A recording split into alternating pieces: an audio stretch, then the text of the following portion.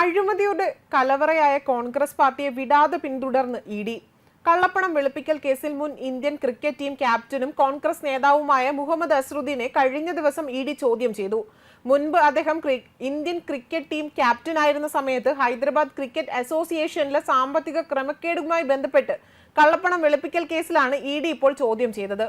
കള്ളപ്പണം വെളുപ്പിക്കൽ നിരോധന നിയമപ്രകാരമാണ് ഏജൻസി മുൻ ക്രിക്കറ്റ് താരത്തിന്റെ മൊഴി രേഖപ്പെടുത്തിയത്. മുൻ പാർലമെന്റ് അംഗമായ അസ്ഹറുദ്ദീനോട് ഒക്ടോബർ 3 ഏജൻസിക്ക് മുമ്പാകെ മൊഴിയെടുക്കാൻ ആദ്യം ആവശ്യപ്പെട്ടെങ്കിലും അദ്ദേഹം ഹാജരാകാൻ പുതിയ തീയതി ആവശ്യപ്പെടുകയായിരുന്നു. പിന്നീട് ഒക്ടോബർ 8 ഹാജരാകാൻ ഏജൻസി അദ്ദേഹത്തിന് പുതിയ സമൻസ് അയച്ചിരുന്നു. തുടർന്ന് അസ്ഹറുദ്ദീൻ ഇന്ന് രാവിലെ 11 മണിയോടെ ഫത്തേ മൈതാൻ റോഡിലെ ഇഡി ഓഫീസിലെത്തി. അദ്ദേഹത്തിന്റെ അഭിഭാഷക സംഘവും ഒപ്പമുണ്ടായിരുന്നു. ഹൈദരാബാദ് ക്രിക്കറ്റ് അസോസിയേഷനിലെ സാമ്പത്തിക ക്രമക്കേടുമായി ബന്ധപ്പെട്ടാണ് അന്വേഷണം നടന്നത്. ക്രമക്കേടുമായി ബന്ധപ്പെട്ട് കഴിഞ്ഞ വർഷം നവംബറിൽ ഇഡി തിരച്ചിൽ നടത്തിയിരുന്നു. HCA പ്രസിഡന്റ് ആയിരിക്കെ അസ്ഹറുദ്ദീന് പങ്ക് ഏജൻസി കൃത്യമായി അന്വേഷിച്ചിരുന്നു. HCAയുടെ 20 കോടി രൂപയുടെ ഫണ്ട് ദുരുപയോഗം ചെയ്തെന്ന് ആരോപിച്ചുകൊണ്ട് തെലങ്കാന അഴിമതി വിരുദ്ധ ബ്യൂറോ സമർപ്പിച്ച 3 FIRകളിലും കുറ്റപത്രങ്ങളിലും നിന്നാണ് കള്ളപ്പണം വെളുപ്പിക്കൽ കേസ് ഉണ്ടായത്. ഹൈദരാബാദിലെ ഉപ്പലിൽ നിർമ്മിച്ച രാജീവ് ഗാന്ധി ക്രിക്കറ്റ് സ്റ്റേഡിയത്തിനായുള്ള ഡിജി സെറ്റുകൾ, അഗ്നിശമന സംവിധാനങ്ങൾ, മേൽക്കൂര നിർമ്മാണം എന്നിവയിൽ ഗുരുതരമായ ക്രമക്കേടുകൾ നടത്തിയതായി കുറ്റപത്രത്തിൽ ആരോപിക്കുന്നു.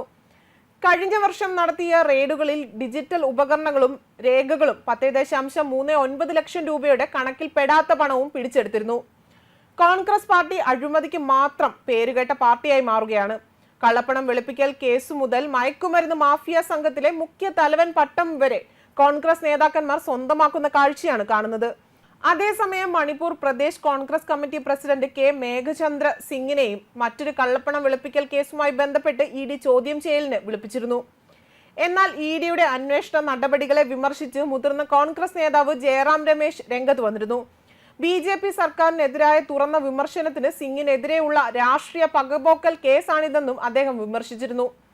പ്രധാനമന്ത്രി നരേന്ദ്രമോദി, കേന്ദ്ര ആഭ്യന്തരമന്ത്രി അമിത് ഷാ, മണിപ്പൂർ മുഖ്യമന്ത്രി N ബീരേൻ സിംഗ് എന്നിവർക്കെതിരെ ശബ്ദമുയർത്തുന്ന സിംഗിനെ നിശബ്ദനാക്കാനാണ് സമൻസ് അയച്ചതെന്നാണ് രമേശിന്റെ അവകാശവാദം. സിംഗിന് സമൻസ് അയച്ചത് ഒക്ടോബർ 3 തെളിവുകൾ നൽകുവാനും അന്വേഷണവുമായി ബന്ധപ്പെട്ട രേഖകൾ ഹാജരാക്കുവാനും ഡൽഹി ഓഫീസിൽ ഹാജരാകുവാനും ഇഡി മേഘചന്ദ്രനോട് അഭ്യർത്ഥിച്ചിരുന്നു. അതേസമയം നേതാവ് പറഞ്ഞ ദിവസം എൻഫോഴ്സ്മെന്റ് ഡയറക്ടറേറ്റിന് മുൻപാകെ ഹാജരായില്ല.